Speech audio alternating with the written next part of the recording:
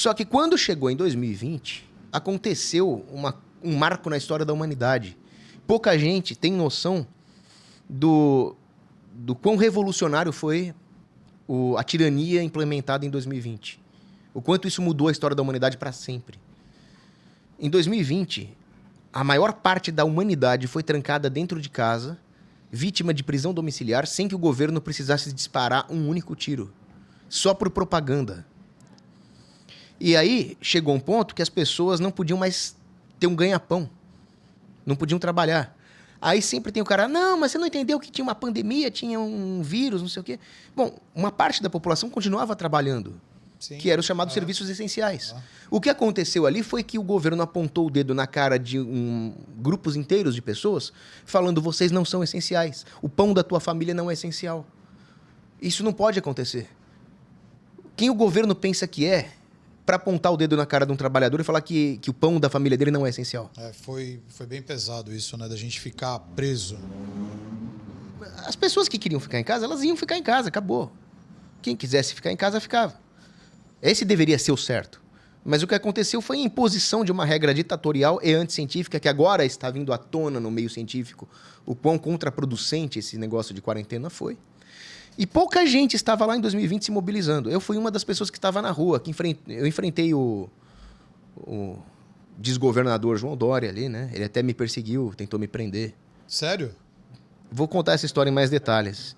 Mas quando eu percebi que num espaço de 2 semanas o governo pode implementar uma ditadura que eu achei que demoraria séculos para ser imposta, eu pensei o seguinte: o fundamento é a guerra cultural, é as famílias tradicionais se desenvolverem. Só que isso é um processo de longo prazo. Como dizia o filósofo Roger Scruton, as coisas belas e verdadeiras demoram para serem construídas. A cidade de Deus demora para ser construída. E o governo é capaz de destruir tudo isso num piscar de olhos. Ou seja, as forças da liberdade precisam se infiltrar no Estado, se infiltrar na política, para conter a capacidade destrutiva do Estado e dar tempo para que a sociedade libertária se organize no longo prazo. Mas o que você acha, a sua opinião, né, sobre isso, a pandemia, em relação assim, cara, que foi o mundo inteiro. Né? Paralisação parou o mundo. Né? Não foi, só parou o Brasil, não, parou o mundo. Então, o que você acha? Isso daí foi eles já estavam todo mundo, né, comunado, vamos parar o mundo, todos os governos, todo mundo ciente do que estava acontecendo. O que você acha? Dá a sua opinião sobre isso. Olha, o plano de criar um Estado mundial parece uma teoria da conspiração, mas é um plano alimentado por tiranos ao longo da história. Se você for pensar, vários tiranos ao longo da história tinham a ideia de uma dominação mundial. Sargão da Arcádia, Tiglat-Pileser, César, Napoleão, todos eles.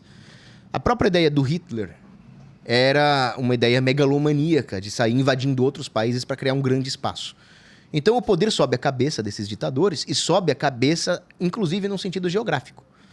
Eles querem um plano de abrangência mundial. E esse plano está sendo engendrado principalmente ao longo do século XX. A criação da Liga das Nações, a criação da ONU, a própria criação da União Europeia, foi um plano da OTAN. Tudo isso caminha em direção ao imperialismo mundial. Da mesma forma, do outro lado, né?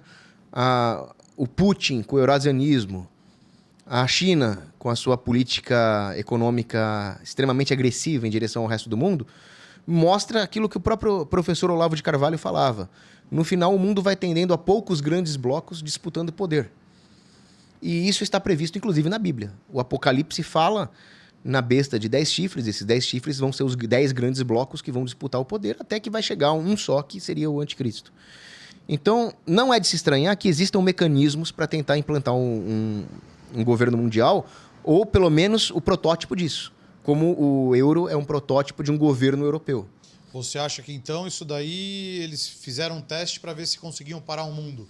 Eles queriam fazer um teste para ver o quanto eles conseguem controlar a população do mundo. Eles queriam ver, era um precedente para testar o quanto eles conseguem tolher as liberdades individuais sem que a população se revolte. E, infelizmente, o teste foi um sucesso para o lado dos tiranos. Qual que foi a ideia? houve uma pandemia de um SARS-CoV anterior ao Covid-19, que foi em 2004. Aí eles pegaram esse SARS-CoV, e isso agora está vindo à tona também, e planejaram ali o desenvolvimento de uma variante nos laboratórios lá de Wuhan. Quando estava próximo à data fatídica de 2020, houve um evento chamado Evento 201, onde os grandes líderes mundiais se reuniram para discutir como esse negócio de SARS-CoV poderia ser aproveitado politicamente. Então tudo tem um porquê. Muito bem engendrado. O João Dória não foi para a China em 2019 à toa. Não, com certeza não. E o plano foi fazer com que as nações parassem economicamente. Quando existe... Isso é principalmente econômico. Quando as pessoas são obrigadas a parar de trabalhar e existe uma crise econômica, quem vai à falência primeiro? As pequenas empresas, as médias empresas vão à falência primeiro, porque elas têm menos capital guardado. Então, o que houve do ponto de vista econômico com esse negócio de quarentena em 2020 foi uma concentração brutal de capital na mão de pouquíssimas empresas, geralmente lobistas ligados aos mesmos governos que mandaram fechar a economia. Entendi.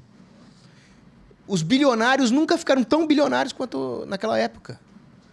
Então, o capital fixo, tratores, fábricas, terra, isso não foi destruído, inexistencializado.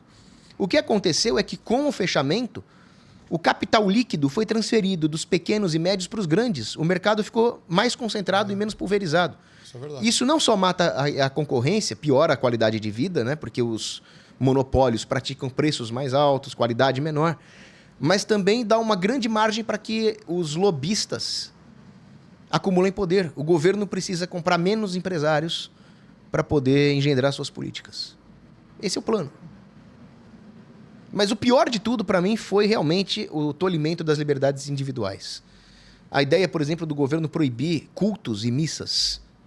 Quer dizer, tiraram do cidadão o conforto espiritual que ele poderia ter nessa época e colocaram o Estado acima de Deus. Então, essa inversão de autoridade, colocando a autoridade de políticos e burocratas acima da autoridade espiritual, é muito grave. Porque na história da humanidade, primeiro veio a família, foi a primeira sociedade humana, o homem, a mulher e os filhos. Essas famílias buscaram a Deus, criaram um código moral e, a partir desse código moral, com base em Deus e na família, criaram as primeiras governanças, que foram clãs, vilas, polis, né, as pequenas cidades. O Estado moderno ele veio muito depois de tudo isso. E ele já quer sentar na janelinha, já quer mandar na família, já quer mandar na igreja, já quer mandar no empresário, se intrometendo na propriedade privada. É bem isso aí. As medidas da ditadura sanitária, como eu chamo, não foram outra coisa senão uma amostra de um comunismo global. Entendi. Só que não foi todo mundo que fechou, não, viu? Existem alguns lugares não adotaram esse fechamento draconiano. Então, a Suécia, por exemplo, ela adotou quase nada de fechamento. Alguns estados americanos, porque nos Estados Unidos os estados têm muito mais autonomia. O Brasil era para ser assim, já que o Brasil também é uma federação, mas aqui o pacto federativo não vale nada. Mas nos Estados Unidos, alguns estados, principalmente os mais republicanos, também foram muito mais brandos. A governadora Kristi Noem, por exemplo, da Dakota do Sul, ela foi bem mais branda que o resto. E não houve nenhum desastre médico ali, pelo contrário. O índice de mortes ali foi até menor do que nos estados que fecharam tudo. E a economia, obviamente, também se manteve de pé. Outro exemplo interessantíssimo foi o da Bielorrússia. A Bielorrússia é uma ditadura. O ditador lá se chama Alexander Lukashenko. E o Lukashenko, ele tem lá os problemas dele, é um ditador e tal, mas ele não vendeu o país dele pro FMI e pra agenda globalista. Por isso que tentaram derrubá-lo. Porque ele sempre foi um ditador. Aí, quando ele decidiu que o país dele não ia fechar, aí tentaram derrubá-lo. Olha como são as coisas. Mas o fato é que ele manteve a Bielorrússia aberta, sem quarentena, sem medidas sanitárias, pouquíssimos índices de morte, e a Bielorrússia, que era um país com uma economia medíocre, se tornou um grande polo exportador do leste europeu. É isso. Cara, e com isso, né, muita gente sim, teve que se reinventar em questão das redes sociais, que foi, né, quem não entrou para a rede social não teve sucesso, que nem está tendo hoje, porque as redes sociais acho que deu um boom por causa disso, né? A galera estava querendo ter que se reinventar por causa da pandemia, né? Sim, o trabalho remoto também, os coworkings Isso. avançaram muito. Teve muita mudança com isso, né? Mexeu, abalou muito, né, a estrutura econômica com a pandemia. Mas aí você vê, o que tem de bom nisso tudo é aquilo que o mercado fez inovando, o empreendedor privado. O Estado só atrapalhou. É verdade, é verdade.